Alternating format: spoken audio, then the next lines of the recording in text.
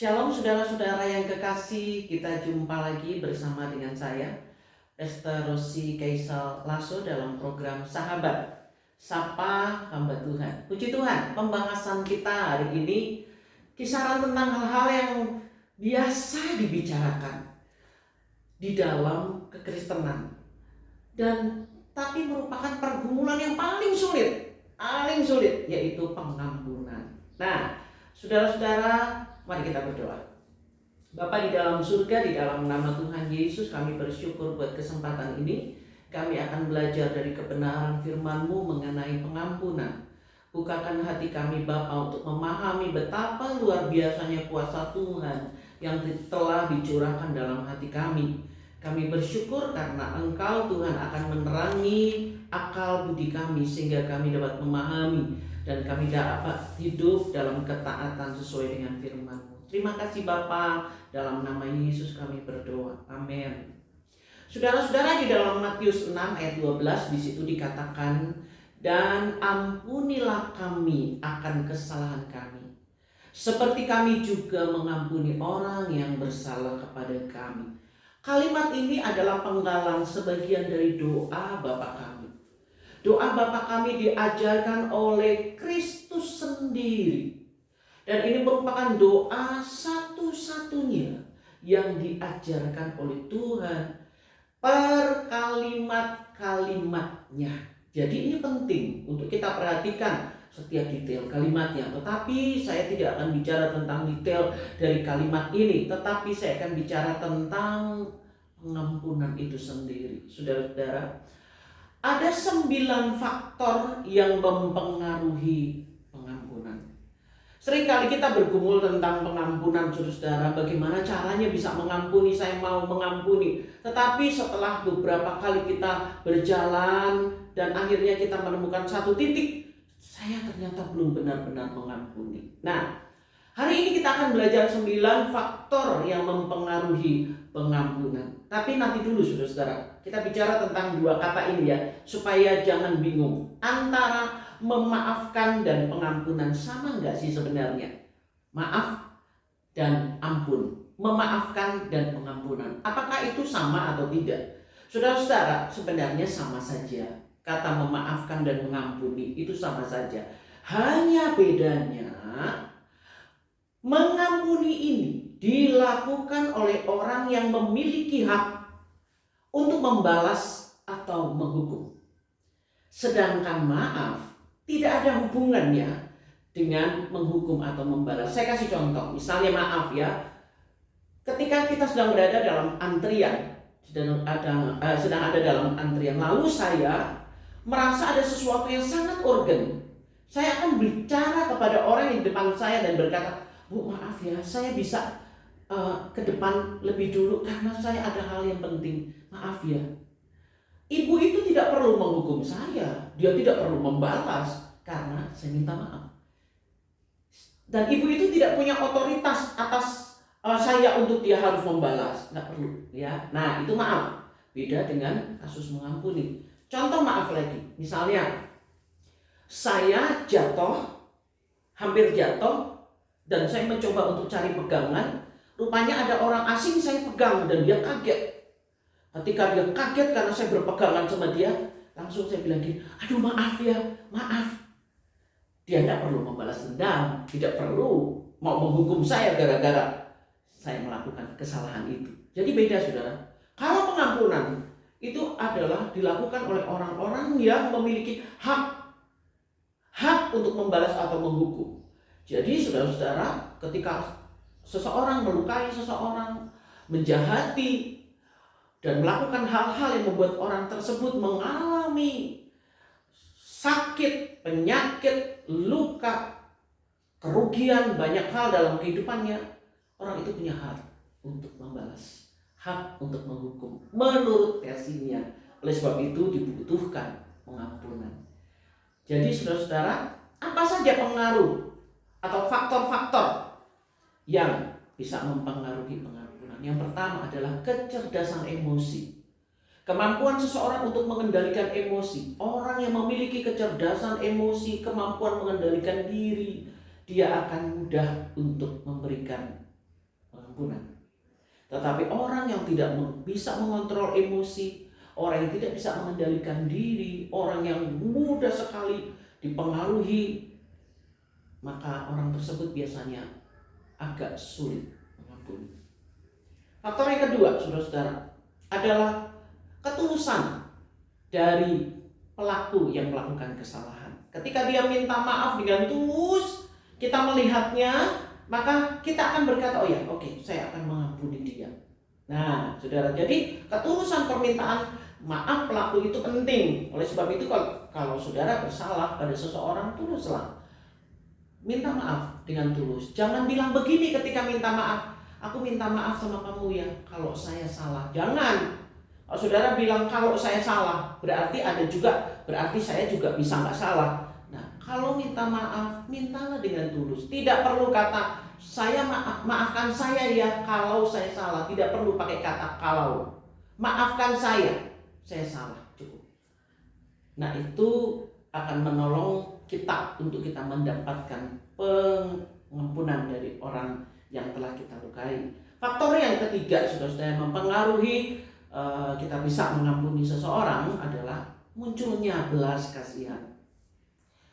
Ada beberapa orang memiliki hati yang begitu lembut, dengan mudah sekali berempati, mudah sekali belas kasihan. Ketika seseorang melakukan sesuatu kesalahan, hatinya tiba-tiba penuh dengan belas kasihan, mendorong dia untuk memaafkan. Salah seorang ibu yang bernama Rukiye, dia kehilangan anak kesayangannya akibat seseorang membunuhnya.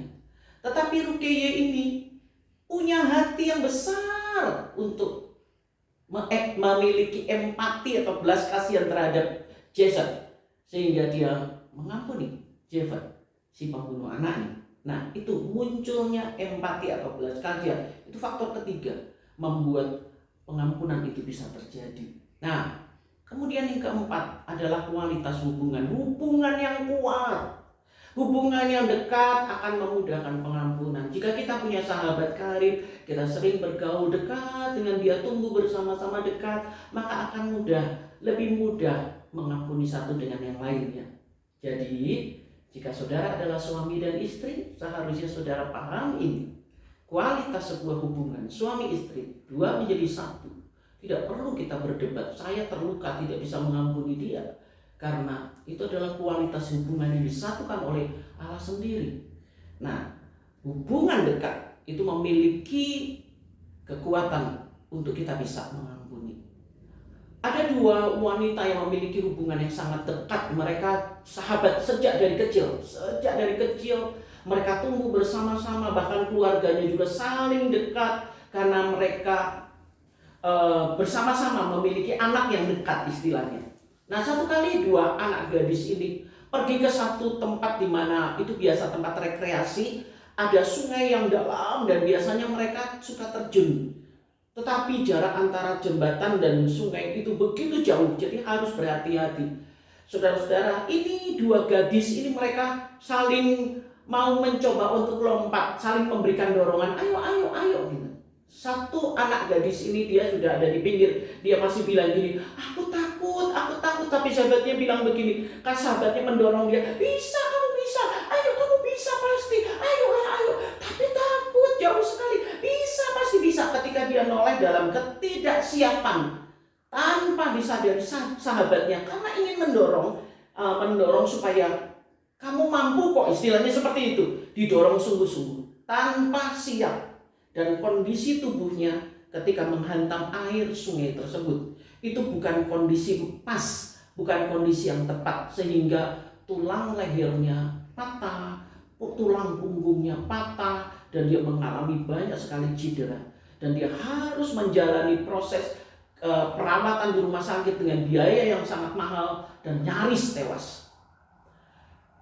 Masalah itu kemudian diangkat dan dimasukkan dalam pengadilan dan diadili, saudara-saudara, diadili.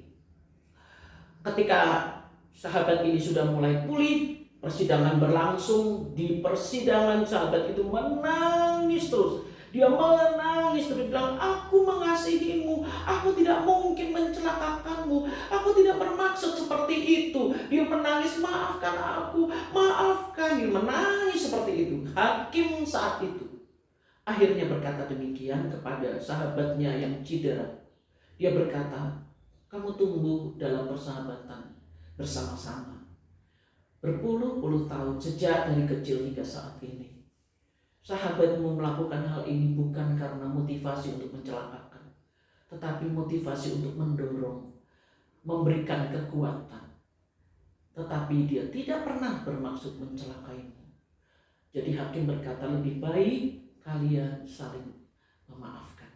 Dan kemudian temannya yang melakukan hal yang salah itu lari dan memeluk, dan akhirnya sahabatnya juga memeluk, dan akhirnya keputusannya adalah mereka saling memaafkan. Kenapa? Karena kualitas dari hubungan yang kuat.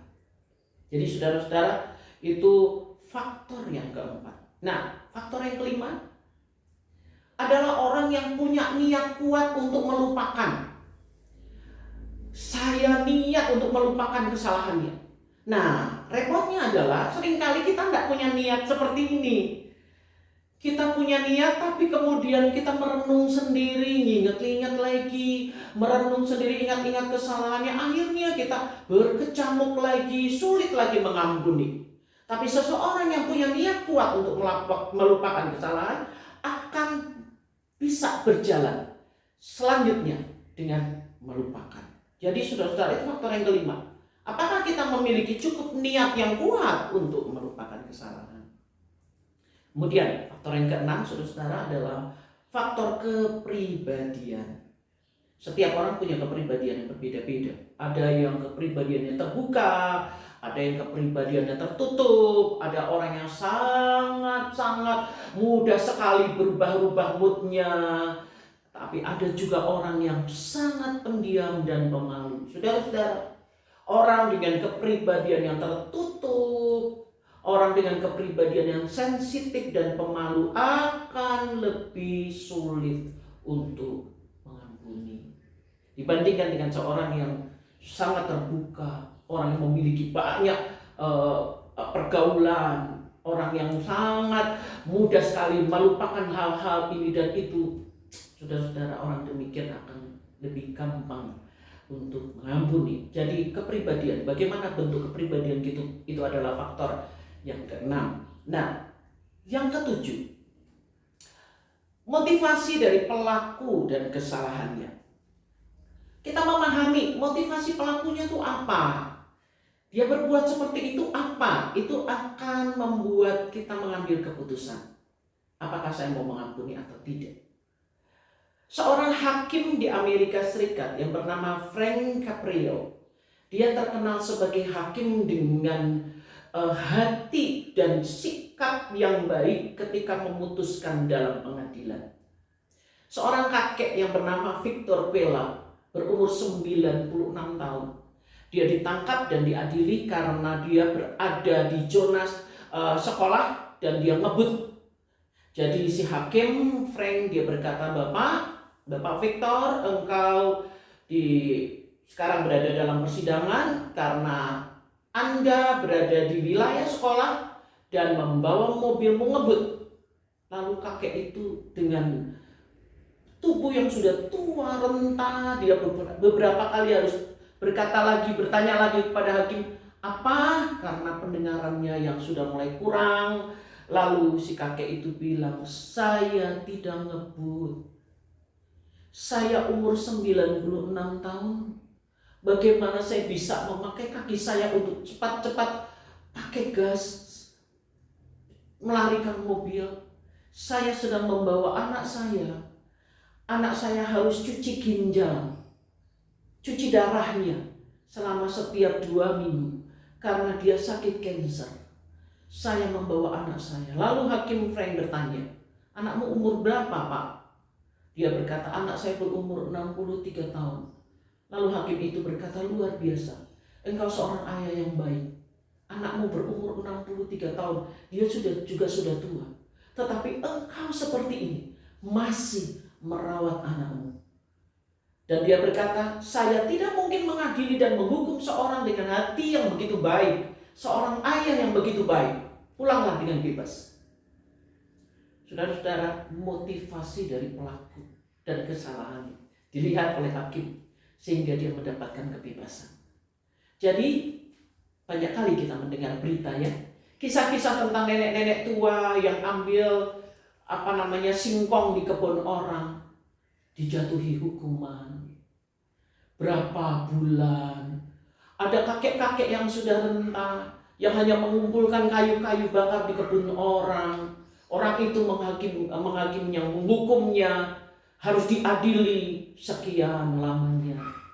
Saudara-saudara, motivasi pelaku dan kesalahannya itu patut menjadi pertimbangan untuk kita mengampuni orang lain. Faktor yang ke-8 adalah tingkat kelukaan. Penderita yang menerima luka dalam jangka waktu yang lama dan menimbulkan luka yang membuat begitu dalam sakitnya, penderitaannya akan lebih sulit diampuni, akan lebih sulit mengampuni maksud saya.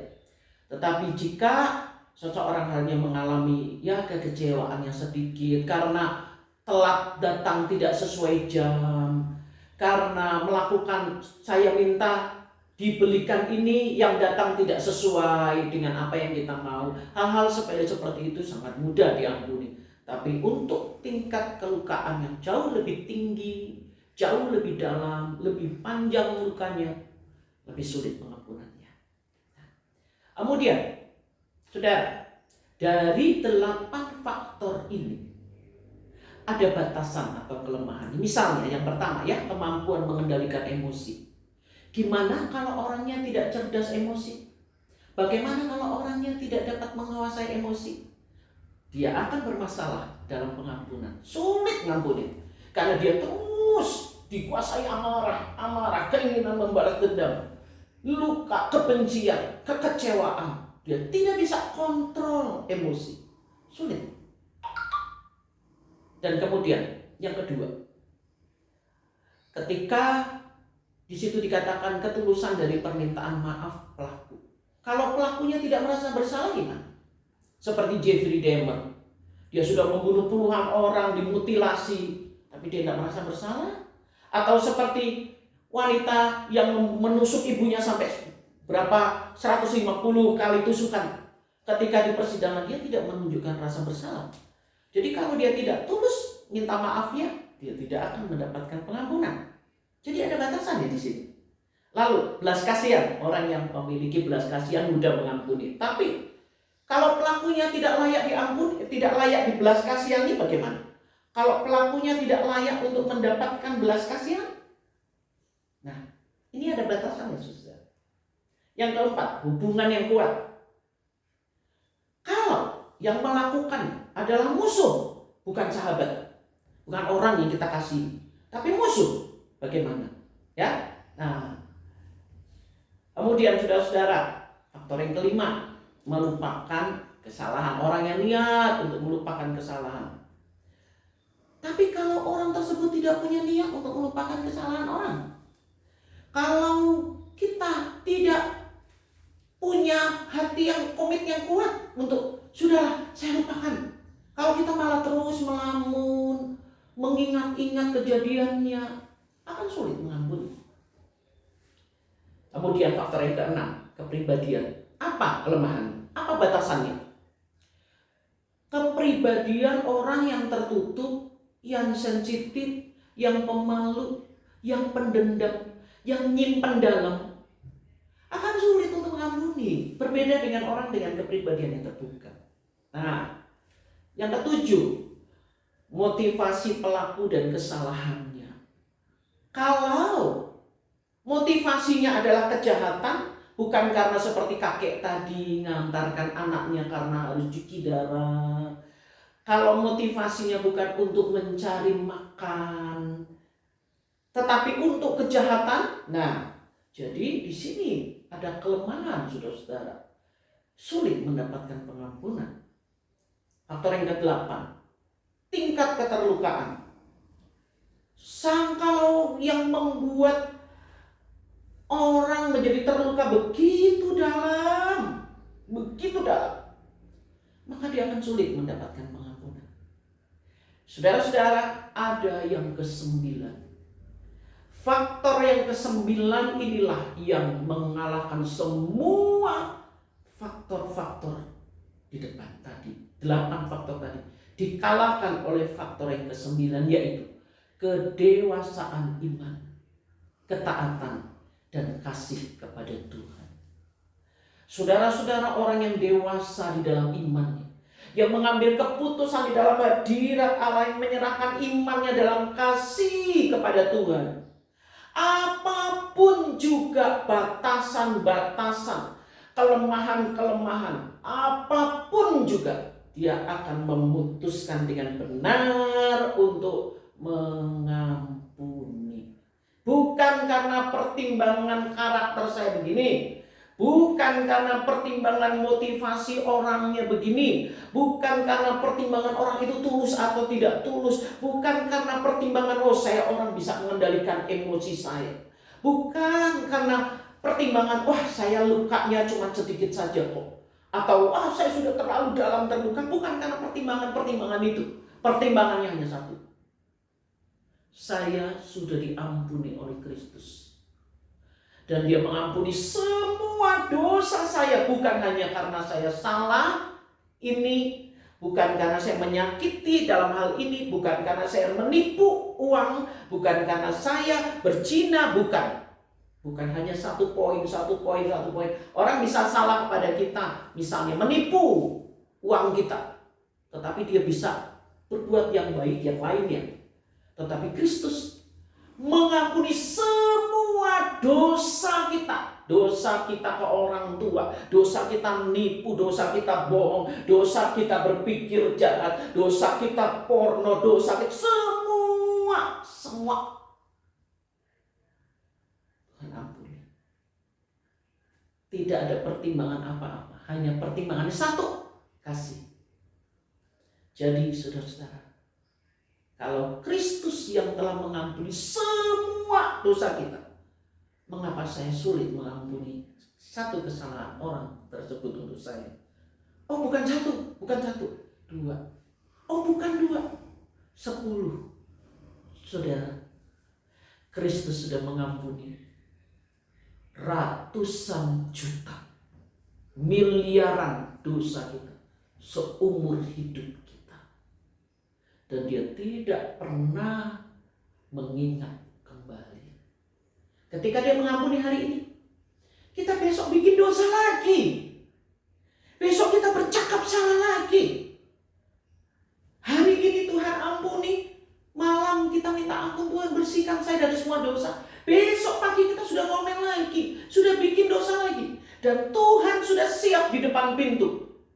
Ketika kita berkata, Tuhan ampuni saya sudah gagal. Tuhan ampuni. Tapi jangan bermain-main dengan pengampunan. Jangan bermain-main dengan anugerah. Jangan kemudian kita mempermainkan, kita terus jatuh bangun. Saudara, itu juga hal yang salah. Tapi satu hal saya mau beritahu, bahwa Allah di dalam rentang kasih yang begitu luas, panjang, dalam, tinggi, dan kekal kasihnya, layakkah kita menyimpan dosa dan kesalahan orang lain? Layakkah kita untuk terus mendendam? Faktor yang ketiga adalah Tuhan, yang terakhir, ke-9, Tuhan, saya mau taat karena Engkau telah mengampuni saya.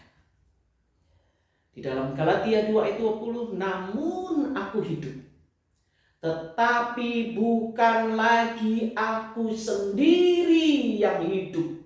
Perhatikan, aku hidup tetapi bukan lagi aku sendiri yang hidup, karena ada satu kehidupan yang lain, yaitu kehidupan Kristus di dalamku, melainkan Kristus yang hidup di dalam aku. Dan hidupku yang ku hidupi sekarang dalam daging adalah hidup oleh iman dalam Anak Allah yang telah mengasihi aku dan menyerahkan dirinya untuk aku.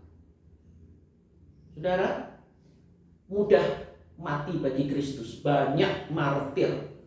Banyak. Kalau bicara mengenai agama, orang berani mati. Mudah mati bagi Kristus. hanya butuh 1-2 jam. Tetapi hidup bagi Kristus itu kematian setiap jam. Kematian kita setiap jam jauh lebih sulit hidup bagi Kristus. Di dalam Roma 5 ayat 5. Dan pengharapan tidak mengecewakan, karena kasih Allah telah dicurahkan di dalam hati kita oleh Roh Kudus yang telah dikaruniakan kepada kita. Ingat, tidak ada pengharapan yang mengecewakan di dalam Tuhan. Ketika kita berharap orang berubah, ketika kita berharap situasi akan menjadi baik nantinya, ketika kita berharap keadaan akan diubahkan oleh Tuhan, tidak ada pengharapan yang mengecewakan. Karena apa? Karena kasih Allah telah dicurahkan. Hari ini hati kita limpah dengan kasih, besok limpah lagi dengan kasih, besok limpah dengan kasih. Jadi kita tidak akan pernah berhenti kekurangan kasih. Dan Roh Kuduslah yang terus membaharui hati kita, mencurahkan kasih-Nya setiap hari dalam hidup kita. Tuhan memberkati kita, saudara-saudara. Kalau hari ini saudara berpikir, saya harus mengampuni seseorang, bukan karena apa-apa, tetapi karena Kristus yang telah melakukannya untuk saya, mengampuni semua dosa saya, mati di atas kayu salib. Dan sekarang Roh Kudus telah mencurahkan di hati saya kasih setiap hari, kasih setiap saat. Dan hidup saya bukan lagi ego saya, mau saya, perasaan saya, pikiran saya. Hidup saya sekarang adalah Kristus, pikiran Kristus, perasaan Kristus, kehendak Kristus yang kuhidupi. Tuhan menolong kita. Mari kita berdoa. Bapa di dalam surga, di dalam nama Tuhan Yesus kami datang kepadamu pada saat ini.